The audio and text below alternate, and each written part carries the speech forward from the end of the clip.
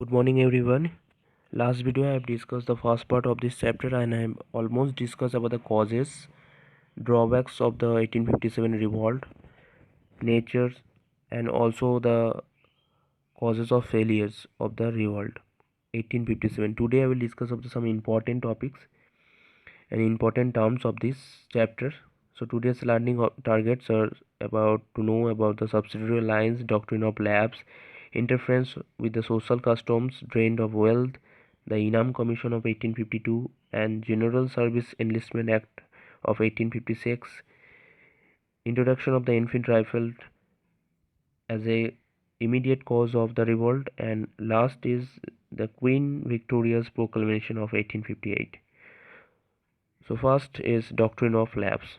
Lord Dalhousie, the Governor General from 1848 to 1856, devised the doctrine, and it stated that a kingdom could be annexed if the king died without a male heir.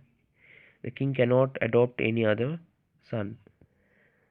So this doctrine of lapse spreaded in, and by this doctrine of lapse, these are the states were annexed like the Satra, Sambalpur, Udaipur, Nagpur, Jhansi and Awadh. Next is subsidiary alliance. The meaning of the subsidiary alliance here I will discuss. It is a system. It is a method and started by Lord Wellesley to substitute Indian power without spending money on fighting wars. According to the systems, an Indian ruler who felt threatened by external attacks and internal revolts could take help from the English and enter into the alliance, means the partnership. With them, the English would then take the responsibility of the protecting the ruler. Next, tempering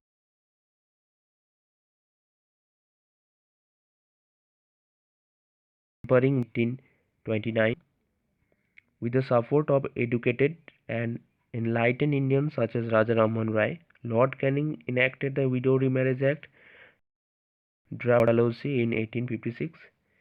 However, the legislation were viewed by the orthodox sections in the society as interference by the British in their social and religious practices.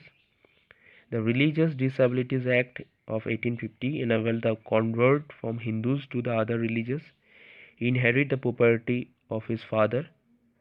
This was regarded by the Hindus as an incentive to convert to other religion. Next topic is drain of wealth. After the Battle of Plassey, the process of plundering Indian raw materials, resources and the wealth started by Britain.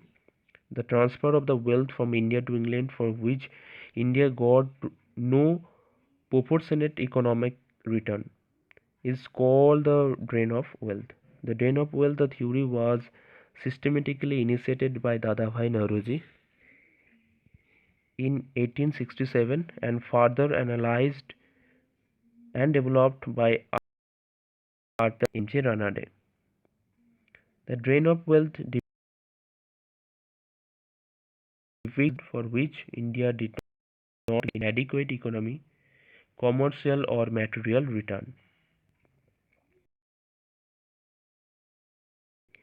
Inam means grant. So Inam Commission was appointed by the British in 1852 to look into records and revenue generations in India grants, those land grants which were gifted to any person for his extraordinary services before and during the British rule, and it was a rent or tax-free grant. The commission recommended the takeover of those grants on which revenue was not paid. Accordingly, thousands of such grants were confiscated. Next is General Service Enlistment Act.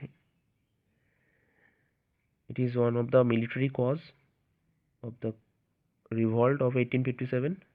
The General Service Enlistment Act of 1856 provided that all the sepoys of the Bengal army should be ready for service anywhere within or outside India.